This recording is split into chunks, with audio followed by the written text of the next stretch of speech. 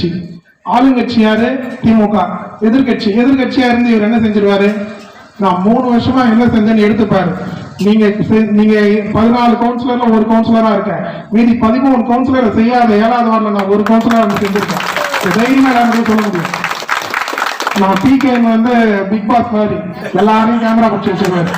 அவர்கிட்ட இருந்து ஓடவும் முடியாது, ஒளியவும் முடியாது. 7வது வார்டுல நீ என்ன பண்ணிருக்க, நான் என்ன பண்ணிருக்கேன்னு எல்லா டேட்டாவும் அவர் வச்சிருக்காரு. அதனால நீ ஒரு 5 மாசம் முன்னாடி பேசுன டேட்டாவும் அவர் வச்சிருக்காரு. அதையும் போட்டு பாரு. நீ என்ன சொல்லிட்டு போன? இங்க ரோடு போடுறோம்னு சொல்லிட்டு போனேன். ஆனா இன்னைக்கு ரோடு போடுறது யாரு? நாங்க. அது ஏன் நிதியில இருந்து. ஏன்னா உங்ககிட்ட நிதி வாங்க முடியாது. உங்ககிட்ட கேட்டா என்ன சொல்ற? அரசாங்கத்துல நிதி இல்லைன்ற. எப்ப கேட்டாலும் எதை கேட்டாலும் நிதி இல்ல. ஆனா திட்டம் எது செஞ்சாலும் நான் என்ன பண்றேன், நான் தான் செஞ்சேன். அது எப்படின்னு எனக்கு புரியல. அதனால ஒரு 50 லட்சம்ன்றது ஒரு வருஷத்துக்கு மாமன்ற உறுப்பினருக்கு அந்த மக்கள் பணி செய்யறதுக்கு நிதி கொடுப்பாங்க. அந்த 50 லட்சம் நிதியில எல்லாரும்